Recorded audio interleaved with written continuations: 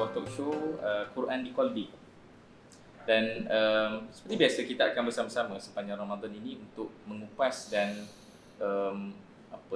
merakyatkan Al-Quran itu untuk kita masukkan dalam hati kita supaya dapat kita teladani dalam kehidupan kita, insya-Allah. Dan macam biasa kita bersama dengan panel tetap kita, Abang Timet masih setia bersama dengan kita dan tetamu jemputan kita. Assalamualaikum. Waalaikumsalam. Hello, kopi ke bilo. Nak minum?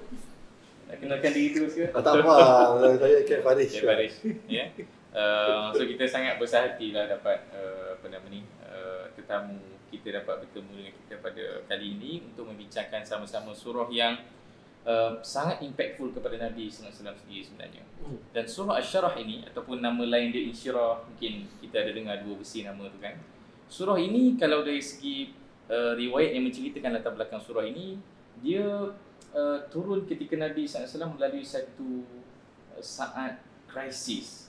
Apabila Quran tu tak turun pada Nabi, kalau dalam sirah nama dia Fatratul Wahyi, terputus wahyu.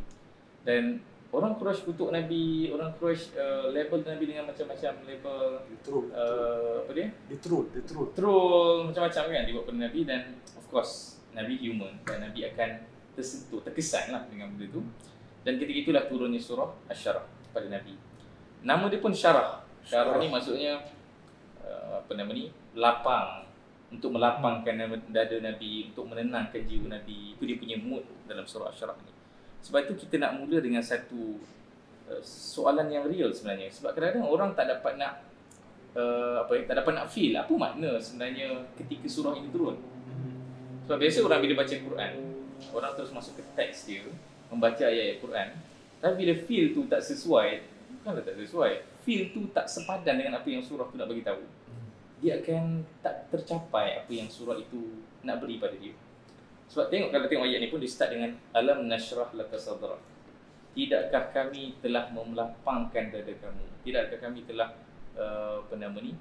membuatkan jiwa kamu rasa tenang, kan? So Allah SWT dia tidak tiba-tiba jumpa Nabi untuk bagi tahu benda tu. Mesti ada something yang berlaku yang menyebabkan Nabi memerlukan surah ni. Dan sama macam kita, of course, kita pun bila kita nak rasa Quran tu dekat dengan kita, kena sediakan dia punya feel lah. Saya yakin tentang kejiwaan ni artis lebih tahu lah, komposer lebih tahu. InsyaAllah. Betapa pentingnya feel kan untuk kita buat sesuatu seni kan. Sebab tu saya nak mulakan dengan satu soalan untuk bawa kita sama-sama, penonton dan kita semua di sini lah.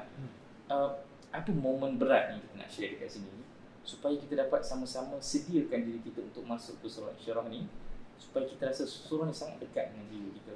Kalau untuk siapa dulu kan? Timet dulu. Apa momen-momen yang mungkin berat lah bagi Timet yang rasa sangat memerlukan, sebab bila kita kata perlukan Allah Ta'ala ni, bermakna memang completely tak ada siapa boleh bela kita. Mungkin bahkan kawan kita tak boleh nak bela kita, mak ayah kita pun tak boleh nak bantu kita. Memang akhirnya Allah Ta'ala sajalah yang boleh bantu kita. Ada tak momen macam tu?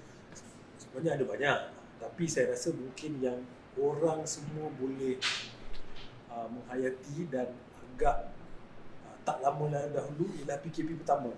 PKP pertama. Kita ni bekerja, cara kami bekerja, orang sini ni biasanya sebagai satu freelancer. That means bila kami kerja, senang cerita macam ni lah. Kami kalau kerja bulan ni, bayaran dapat bulan depan untuk dibelanja bulan seterusnya. Kan? Jadi kalau kita tak ada kerja pada satu bulan, bulan tu kita okey lagi. Bulan depan tu kita okey lagi, tapi bulan yang ketiga akan ada ni, kan? Dan bila PKP terjadi tu, memang rata-ratanya orang yang bekerja secara freelance atau orang yang bekerja gaji hari, gaji minggu, diorang ada sedikit ni yang tak ada gaji tetap, kan? And memang susah lah kita nak bertolong sebab kita semua kita ada keluarga, kan? Orang bergantung pada kita, takkan kita nak macam kuat memang kurang duit ni. Jadi saya rasa untuk ramai orang, walaupun dia gaji tetap juga, PKP pertama tu memang nampaklah keberkesanan surah ini atau nampaklah relevan surah ni sebenarnya. Sebab terus terang cakap, yang pertama sekali kita tahu senang, yang bagi rezeki Allah SWT. Yang kedua, yang mampu melapangkan dada kita dia macam tu. Tapi kadang-kadang kita ni lihat nak belajar. So saya rasa salah satu benda yang Allah nak ajar saya masa PKP pertama tu ialah pertama, percaya pada Allah, percaya pada rezeki. Kedua is lapangkan dada.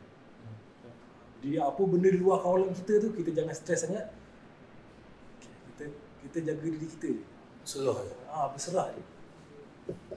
Mesti bila Timik sebut ni kan, dia macam kita pun baru diingatkan dulu kita pernah ada PKP 1. Sebab kita sekarang ni mungkin, yelah, manusia ni bila dah lama, dah berlalu ujian tu, kita pun lupa yang kita pernah diuji dulu. Betul. Dan kita pernah direzekikan rasa macam nak kembali tu.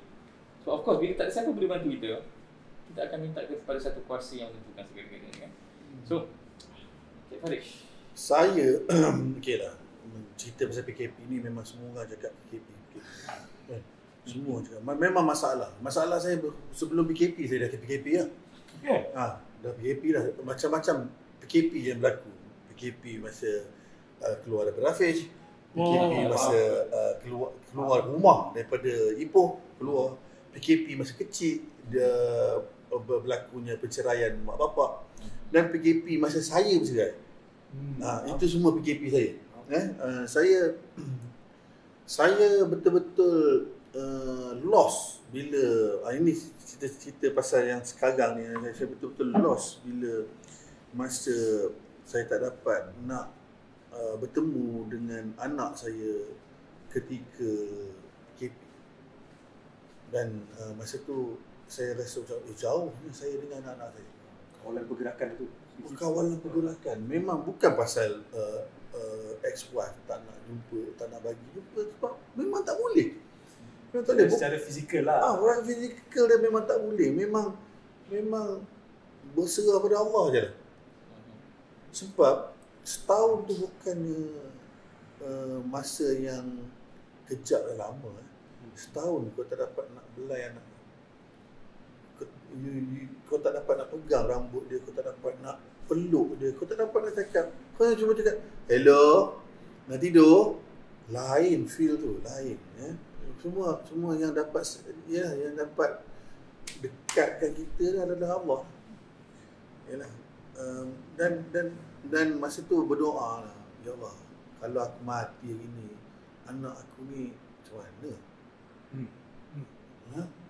Lepas tu kita ni dalam masa bersama tu 24 jam dengan kerja je.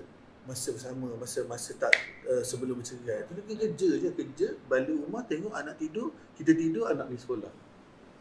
Lepas tu bercerai lagi dah. Terus tak nampak tu. Terus tak nampak dah macam mana dia pakai baju, tambah raya butang baju. Tengok anak tak ada. Masa tu lah surah ni, inilah surah yang dapat membantu kita lah. Macam dah dekat kan. Memang sedih. Memang kehidupan saya ni kalau saya tak sedar lagi tak tahulah kan. So masa tu ya Allah, anak aku buat apa ya Allah, anak aku ni tengah buat apa, sembahyang ke dia? Ya Allah, dia doakan untuk aku. Masa tu saya tak fikir duit ni semua memang terus tak relevan dah. Dah tak relevan dah dalam hidup saya ni, dah tak relevan dah. Tak makan pun rasa macam makan. Bukan makan tu dah tak fikir dah, makan tu dah jadi macam makan juga. Keperluan tenaga lah. Tenaga. So itu yang paling tu. Itu biasa orang sebut mandi tak basah, makan tak kenyang. Inilah realiti kan. Inilah realiti. Sebab kita rasa dah tak relevan dah. Dah tak relevan dah. Untuk kita pergi show ni untuk apa sebenarnya kan? Kalau untuk duit, memang untuk duit. Memang duit tu diperlukan. Duit ni dah jadi macam rutin hari-hari dah. Account tu macam ultimate cakap, hari ni untuk esok untuk hari ni. Sampai bila-bila pun tak cukup. Sampai bila-bila pun kita cari. Tapi cari je sampai bila cari. Memang kena cari. Jangan cakap lah, kita nak berserah aja semua. Memang kena berserah. Dah tak boleh buat apa, memang kena berserah. Tapi bila kita sentuh pada nyawa kita, anak-anak, itu lagi deep. Itu memang tak ada siapa yang boleh tolong, hanya Allah. Dan dalam surah ni juga kalau kita nampak, Allah cuba posisikan diri dia sebagai pihak yang nak bantu kita. Ya. Dan saya rasa itu sudut yang mungkin akan buat kita tersentuh. Sebab memang banyak lalui kita, cabaran yang kita lalui ni, kita fikir yang akan selamatkan kita adalah usaha kita sendiri pun. Kan, kita ingat kita ada duit ni, mana nak cari rezeki masalah PKP. Kita ingat tangan kita yang akan selesaikan masalah tu. Kita kena usaha lah kan, kita kena usaha kan, inisiatif. Kita ingat bila ada masalah dengan keluarga, kita kena minta tolong family kita untuk bantu kita. Bila ada masalah di office, kita minta bos kita tolong bantu kita. Tapi rupanya akhirnya semua konflik ni dan dalam surah Asy-Syarah ni, Allah Ta'ala cuba posisikan diri Allah Ta'ala sebagai pihak yang pihak yang absolute lah yang akan bantu kita sebenarnya. Walaupun macam-macam tangan kita minta tolong dan kita sendiri bekerja, tapi akhirnya Allah Ta'ala yang akan melapangkan dada. Dan itu kot keyword yang Cik Faris nak beritahu kan. Itulah yang relevan. Betul. Ketika kita letih, ketika kita terseksa, itu yang relevan sebenarnya, kelapangan hati dan ketenangan jiwa kan. Maybe Ultimate boleh share sudut ni.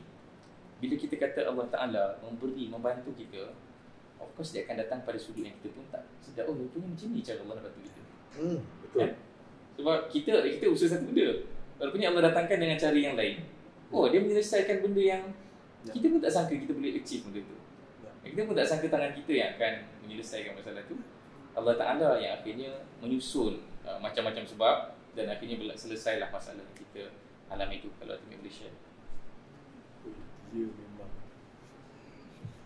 macam-macam cerita ni. Daripada saya rasa orang freelancer ni dia main banyak rasa benda. Oh, magic. sebab kita kena berusaha. Kita tahu macam katakan kita dapat satu job ni dia 3 minggu. Minggu terakhir tu kita tahu ni bulan ni, lepas ni aku nak buat apa ni. Kita bukan fikir macam ini hari Sabtu, besok Ahad, Isnin nak ada kerja. Jangan takut 25 hari bulan masuk gaji. Tak. Anda kena job apa ni, lepas ni seterusnya. Jadi usaha tu kena sentiasa. Kita kena sentiasa berusaha. Dan doa tu memang kena niatkan. Sebab bila kita doa tu kita berserah. Tapi yang terserah pada kita ialah usaha. Jadi kalau untuk saya selalu berusaha and masa balik pada PKP tu ada kan dia dah duit dah nak kering dah ni. Terus orang cakap nak kering dah ni. Macam mana ni? Okey, tak apa, kita doa Allah. Kalau ada lah. Kalau tak ada tak apa. Kita kena buat pinjaman, kita buat pinjaman lah. Sebab saya ni memang anti pinjaman ni sikit. Disebabkan ada bunga dan sebagainya kan. Saya anti sikit kalau boleh nak elak. Kan. Tahu-tahu besok tu ada. Bro, ada call lah. Bro, kawan saya dia dalam bidang periklanan. Ada ni lah, kita nak buat ni. Aku nak pakai kau tapi kita tak boleh shoot. Kan. So macam mana dah saya kata korang cari idea. Tadi saya tolong cari idea.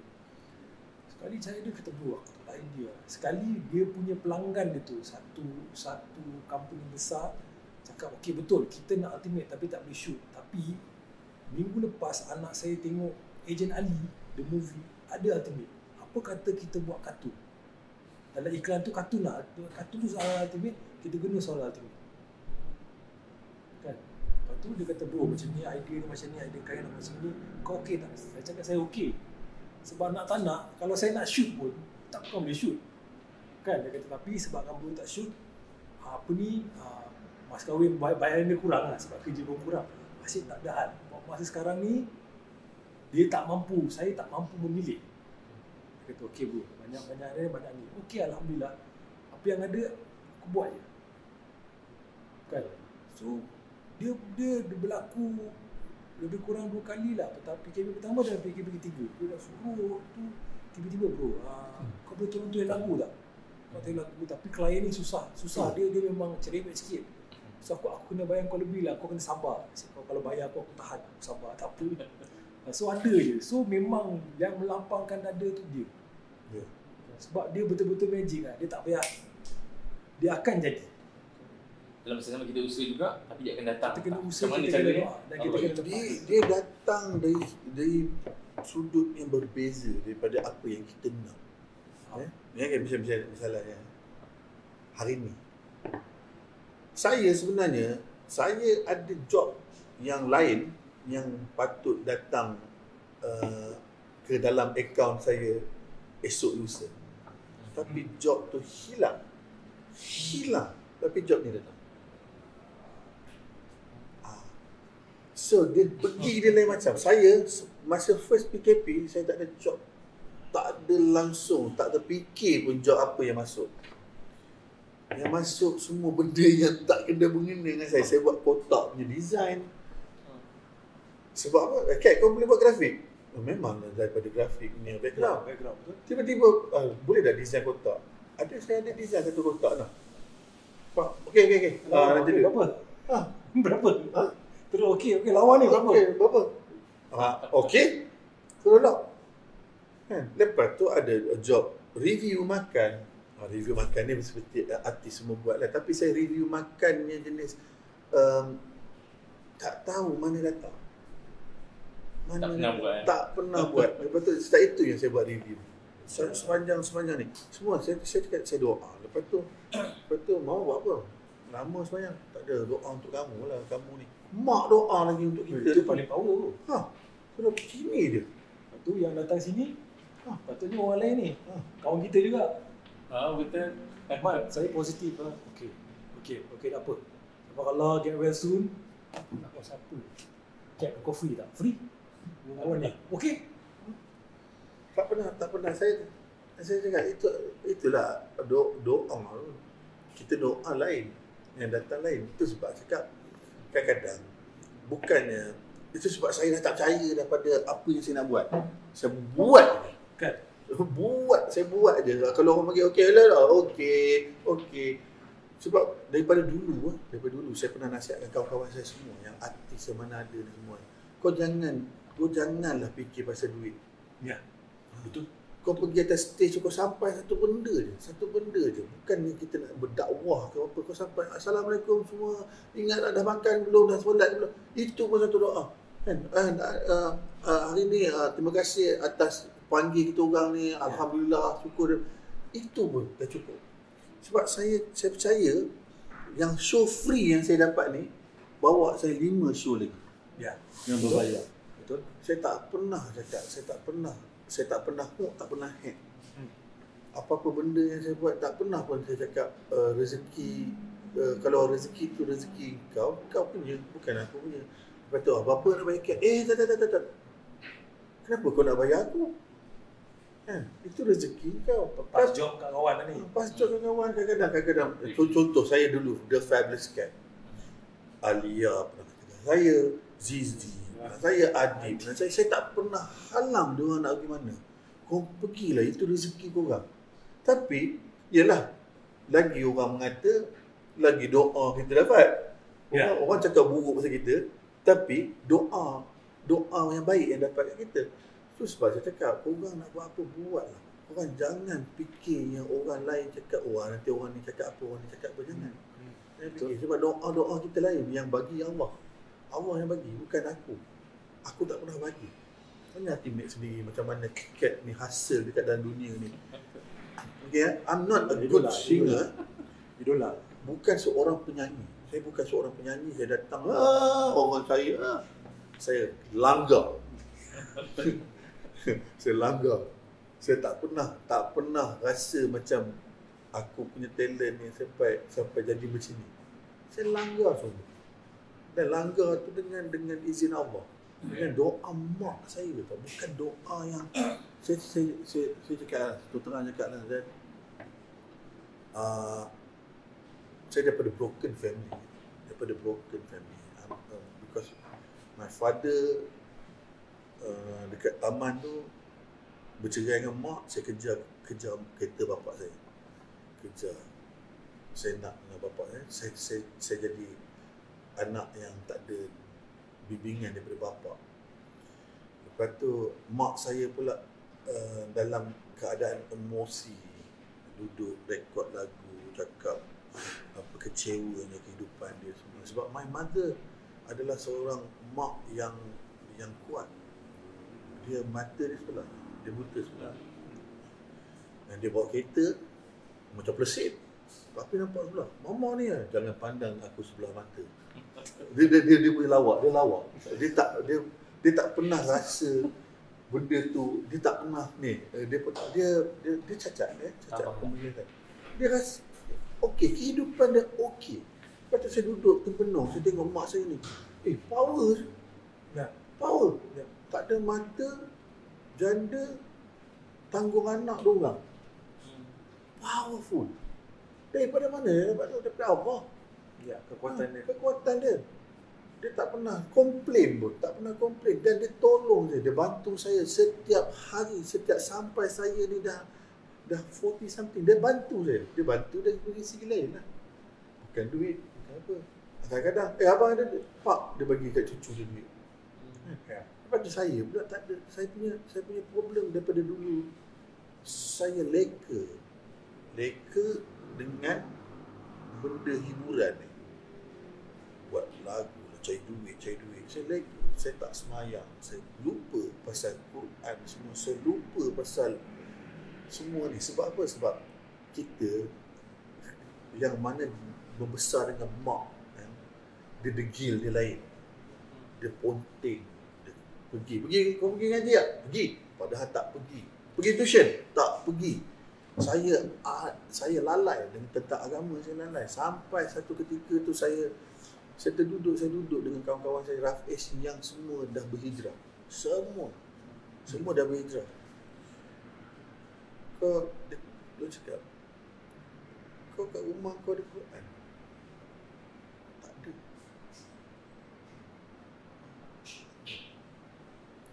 So, beli Quran. Berabuk Quran tu. Di langkah pertama tu. Slowly. Kau ada baca? Tak tahu. Tapi yang ustaz saya, ada satu ustaz ni, buka selai je. Bukan, kau tak perlu pun nak jadi qori ke. Ngaji betul, tak perlu. Kau baca. Tak tahu ustaz. Belajar. So saya belajar. Sampai saya belajar macam mana, okey kan? Doraemon tu dot. Ada. Doraemon tu tak. Nampak sotong tu sort. Bukan saya buta, saya tak buta. Tapi sebabkan kita ni lupa. Kita dah lama tak tengok, So saya belajar sendiri, belajar dengan ustaz. Kena ada orang ngaji. Lepas tu sebab ustaz tak faham ustaz. Kadang-kadang feel tu tak ada. Macam tadi. Yalah, feel tak ada. Feel tak ada. Tak ada. Sebenarnya baca jawi ni tak berhati nak dengar. Hati kita nak dengar. Hati tu nak dengar ayat-ayat suci Al-Quran ni. Hati nak dengar. Bila hati dah dengar, lepas tu baru kau faham. Oh ya ustaz.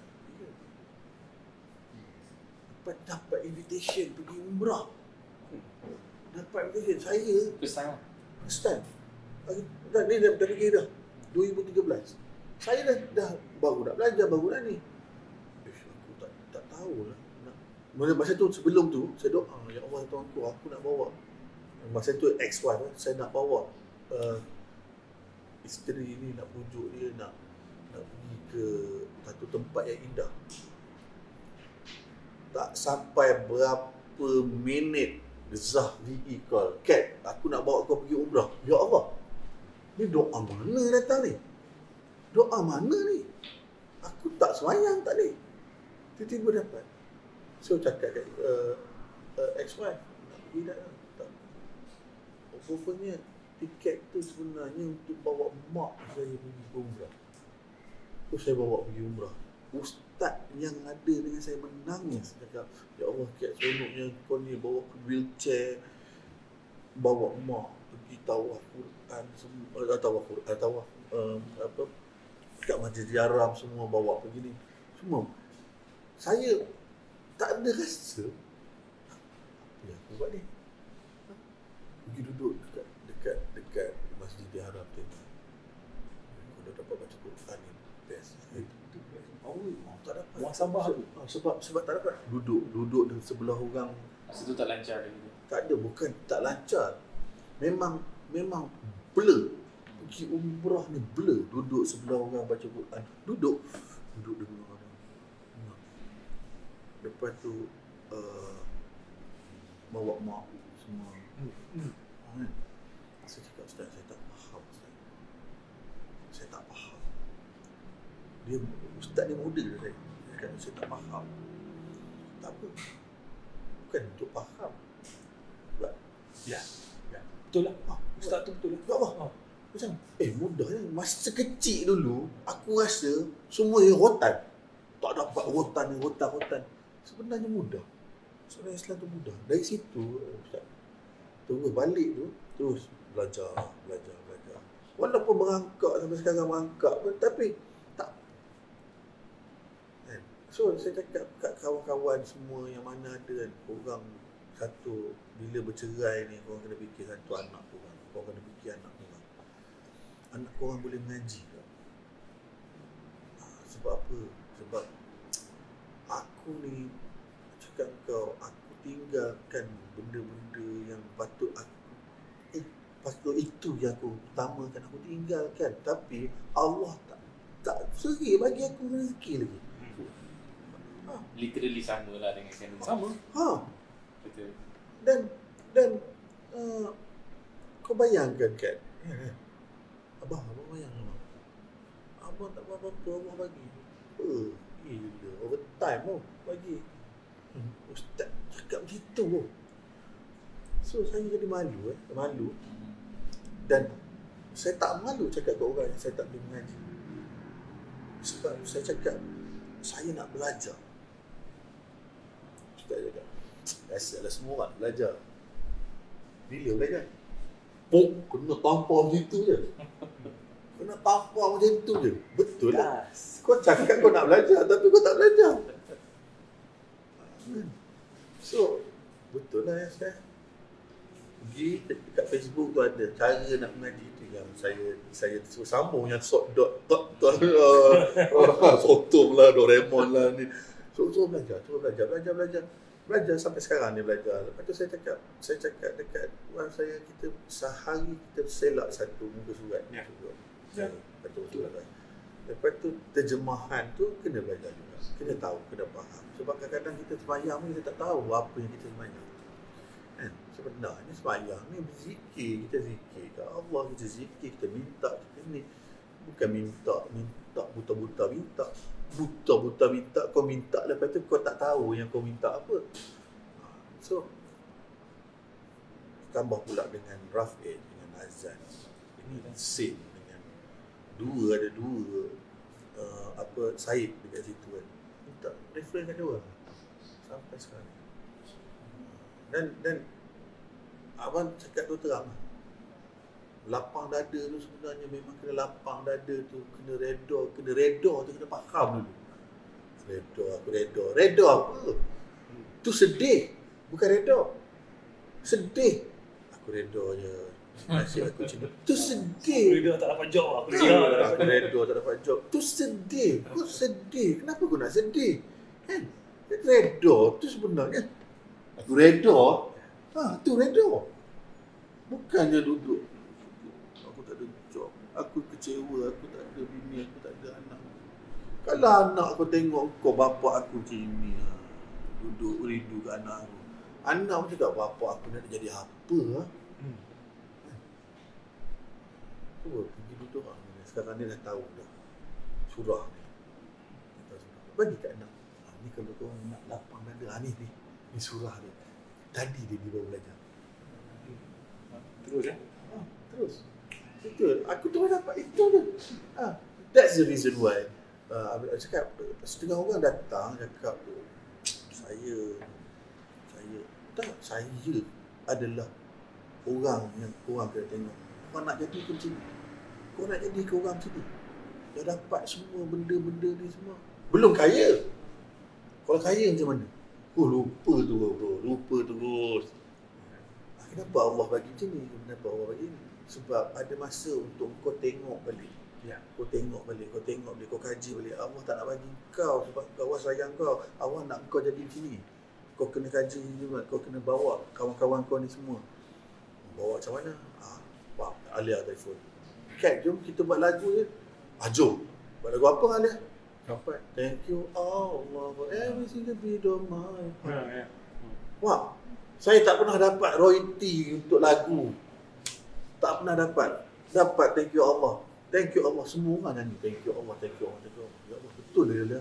Betul loh. Orang tak ada. Faham? Jadi sekarang ni tengah buat astagfirullah. Dengan datin juga. Dengan datin. So the thing is, saya ni adalah pengajaran untuk orang. Orang ambil lah. Kau jangan jadi macam aku. Bukan nak cakap kau jadi macam aku. Kau jangan jadi macam aku yang lupa. Tapi kau jadilah aku yang ingat balik. Tapi tengah muda ni kau ingatlah sekarang. Tengah muda ni kau tengah duduk rap kat atas stage tu, kau ingat dekat dapat balik rumah ni aku nak buka selak satu buku surat. Kau nak rap, kau rap lah. Kau nak pergi mana, kau pergilah. Tapi kau kena ingat, jangan terlambat. Aku ni dah 40 lebih bang, aku rasa aku tak terlambat. Tak terlambat. Di sisi Allah tak ada yang lambat. Tak ada. Kita dia yang judge diri kita. Kita yang judge diri kita. Dah lambat lah, tak apalah, tegur lagi lah. Oh, aku dah 50 ni, aku dah tak ada apa-apa dah. Alang-alang. Alang-alang. Ada. Ada orang itu. Kalau nak kira kan, ramai sebenarnya dalam sirah. Siapa yang Abu Sufyan, daripada Amr bin al-As, antara yang peluk Islam lewat. Ya. Tapi macam mana anak dia? Maksudnya anak dia Muawiyah bin Abi Sufyan. Anak dia adalah tokoh-tokoh besar dalam Islam. Walaupun ayah dia peluk Islam lewat. Lepas tu bila Makcik cerita tadi kan, dia satu journey yang very complex lah kan. Satu sangat kompleks dan bila kita tutup tadi, bila hujung tadi Makcik Faris sebut saya nak jadi pengajar untuk orang lain, itu adalah pengakhiran yang sangat baik. Ya. Sebab akhirnya ada something, rupanya mungkin daripada keburukan yang kita nampak dalam hidup kita selama ni, kita nampak dia macam useless. Tapi rupanya dia boleh jadi pelajaran untuk orang lain. Saya pun first time dengar cerita macam ni daripada. Betul Ustaz. Sebab tak semua orang yang gagal tu, yang useless dekat dalam ni adalah orang yang tak berjaya. Ya. Dia useless dekat dunia, dia useless dalam Islam. Tapi dekat dunia, segak, orang pandang kau. Tapi kau dalam agama, kau cetek. Kita tak nak jadi itu. Biarlah kita kaya, tapi kita gagah. Barulah kembang sikit. Orang dia. Barulah kembang sikit. Kau baca surah dia, usap. Aku nak jadi gitu. Kalau boleh aku nak. Tapi korang tak terlambat untuk jadi gitu. Aku walaupun ialah macam cakap sekali lagi lah, macam saya suka, saya nak duduk dekat itu. Saya nak tak bestnya kita PKP ni berlaku, tiba-tiba dah tak ada dah. Orang-orang berceramah sudah tak ada dah. Ruginya aku tak dapat pergi, aku tak dapat tengok, aku tak dapat nak join selawat dengan kawan-kawan aku. Ruginya aku. Allah datangkan sama macam ayat ni sebenarnya. Bila ulama tafsir mensyarahkan fa inna ma'al usri yusra tu yang diulang 2 kali dalam surah ni. Kenapa guna ma'a? Sebab yang biasa kita tahu selepas kesusahan kesenangan. Tapi ma'a tu bukan selepas. Ma'a kat situ maksud dia adalah bersama dengan kesusahan adanya kesenangan. Sama macam apa yang Cik Faris sebut tadi. Kita nampak kita sedang kehilangan sesuatu. PKP, mungkin kehidupan lalu Cik Faris kan. Mungkin kesusahan yang saya sendiri alami pun. Tapi rupanya kesusahan tu, rupanya bila kita tengok balik, itulah peristiwa yang menyebabkan kita jadi yang better. Itu rupanya buat kita lebih tercari-cari dalam kehilangan. Baru kita mula nak menghargai benda-benda yang selama ni kita tak berikan perhatian. So, itu real case lah bila sebut pasal surah Insyirah, surah Syarah kita ni. Walaupun kita tak sentuh banyak ayat tadi dari segi sentuhan daripada ayat demi ayat, tapi kalau saya boleh sebut kan, apa yang Abang Syed Faris cerita tadi, dia ada dalam rangkuman ayat ni. Fa inna ma'al usri yusra, bagi setiap kesusahan itu bersama dengan kesenangan. Dan sebut lagi tentang apa tadi? Wa rafa'na laka dzikrak. Sebenarnya rujuk pada Nabi. Allah angkat kedudukan Nabi sehingga orang kenal legasi, orang kenang dan hargai legasi Nabi. Dan Abang Syed Faris sebut pasal apa tadi? Supaya cerita peribadi itu menjadi inspirasi kepada orang. Itu legasi kita lah. Saya rasa yang paling bermakna adalah orang kenang kita dengan kenangan yang macam tu kan. Sebab kita ada macam-macam benda yang kita tinggalkan kepada orang. Sekarang ni lah bila media sosial lagi lah, gambar-gambar kita orang akan kenang semua. Tapi legacy tu adalah apa yang beri impact pada orang. Sejauh mana orang terkesan dengan lagu yang kita buat. Macam lagu Ya Allah tu kan, simple je. Itu lagu paling simple lah bagi nak buat. Itu Alia. Terima kasih pada Alia. So, tapi lagu tu lah yang saya rasa tiba-tiba dia punya persahabatan dengan Alia, dia ada lesen tak panggil Datin, tak apa. Kita kena Alia, tak ada. Semalam baru lepas dengan dia kan. Sembang-sembang dengan dia. Macam mana journey dia dulu. dia pun ada jadi dia. Ada journey dia. Semua orang ada journey. Ultimate pun ada journey. Macam mana dia datang jumpa saya, macam mana kita jumpa. Memang kelakar. Dia adalah seorang yang barat. Korang tak tahu, dia adalah seorang yang barat. Ultimate daripada episod pertama dia tak cerita. Dia adalah seorang barat. Tapi kita tahu macam mana lepas benda. Okay, di ujung Ultimate. Sebab akhirnya kat ujung, dia sebut wa ila rabbika farghab. Dia seakan menunjukkan, okay, kita dah cerita segala journey tadi, segala kesusahan, segala masalah. Akhirnya adalah tujuan kita wa ila rabbika. Akhirnya tujuan kita adalah menuju Allah Taala. Itulah pengharapan terakhir kita. Mungkin Ultimate nak komen. Betul lah, kita manusia ni, kita punya sifat ialah kita kena ada target, kita kena ada objektif. Kita bekerja, nak makan. Kan? Aku penat, aku tak nak penat, jadi aku tidur, aku rehat. Semua ada. Jadi memang kita punya objektif yang paling tinggi, yang paling akhir sekali ialah menuju kepada Allah SWT. Allah SWT tu dia akan ada satu kawasan di sekeliling dia yang dinamakan syurga. So, kita nak pergi situ.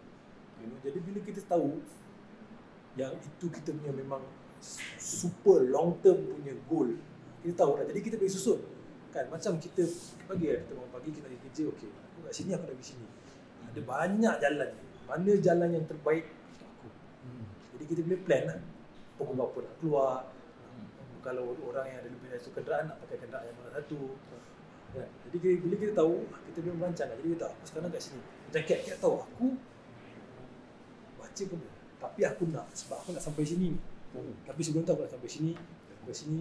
Objektif ni, objektif. Jadi aku mulakan dengan satu hari sehelai. Itu je, satu hari sehelai. Sulit lah. Dan saya kena Kat daripada bukan aib lah, daripada kita tak ada apa-apa. Betul-betul tak ada apa-apa.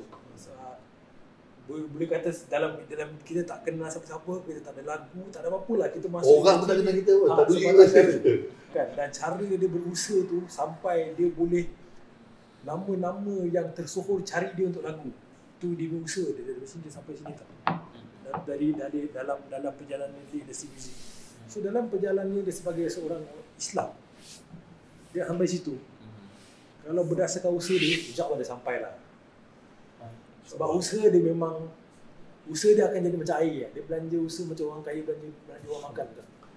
Ambil, ini usaha aku ambil. Dia insya-Allah dia akan sampai. Dan kita percaya Allah Maha Adil kan. Maksudnya Allah nampak kita usaha. nampak mungkin ustaz kan. Tak bagi kopiah lah kan, tapi bagi kopiah, boleh cakap Arab, boleh baca Quran lancar. Kita mungkin nampak orang begitu yang masuk syurga tadi. Dan mungkin kita akan nampak orang yang pakai cap, respect tebal sikit. Lepas tu rapper. Mungkin ini persepsi orang, persepsi. Just sebut tentang persepsi kan. Kita ada sangkaan, bukan orang pada kita pun, kita sendiri pun ada sangkaan pada diri sendiri. Mungkin aku ni tak, orang tu masuk syurga. Tapi Allah Ta'ala ada perkiraan yang very unik yang kita pun takkan tahu macam mana. Sebab tengok dalam sirah kan, kalau tengok sirah kan, banyak cerita sahabat dia ada dia meneka tau, orang ni masuk syurga, orang ni masuk syurga. Nabi pernah cakap tak, dia tak masuk syurga. Sahabat ni maksudnya apa? Standard tinggi kan. Sahabat ingat orang baik kata rumah aku. Dia kata. So maksudnya Allah Ta'ala ada perkiraan yang sangat unik yang kita kena terus trust pada Allah Ta'ala. Otak kita tak ada faham benda tu. Cara perkiraan dia tu otak kita ada very unique journey masing-masing. Kena reda je, jangan fikir. So saya rasa tak apalah sembang kan sebenarnya. Ada kalau nak ikutkan jenis kalau nak ikutkan perjalanan lepas ni kita nak cakap perjalanan lepas ni, kau nak pakai kereta apa? Macam mana sekalipun kena isi minyak. Isi minyak tu isi ilmu lah. Isi ilmu tu jumpa lah orang-orang. Itu je, jumpa orang-orang cari ilmu. Sebab apa? Sebab tak ramai orang yang dapat tahu yang kita tengah buat benda ni. Ramai. Dan orang fikir belajar agama ni rotan. Tak ada negatif lah. Tak ada negatif. Duduk sini pakai takat sembang. Hutan surah ni. Lain macam. So, kita rasa kita akan sambung sembang selepas rakaman. Boleh? Sebab terlalu banyak sebenarnya. Kalau cerita personal ni, dia lah daripada umur 1 tahun sampai 40 lebih tahun ni, mestilah banyak cerita kan? Banyak. Dan semua cerita tu akan membantu kita untuk melihat masa depan kita lah. Dan kita akan terus mengambil pelajaran daripada masa lalu untuk masa depan kita, insyaAllah. Di ujung ini, terus menghayati surah Syarah, surah Insyirah, sebagaimana yang sahabat sendiri berikan perhatian dan sebagaimana yang kita telah cuba untuk rasa dekat, datangkan feel tu kepada surah Insyirah. Dan anda sendiri tentu ada cerita masing-masing yang kita boleh fikir sendiri supaya dia mendekat dengan hati kita, insyaAllah. Quran di qalbi, Quran di hati. Kita jumpa untuk pada sesi yang akan datang. Assalamualaikum warahmatullahi wabarakatuh. Assalamualaikum.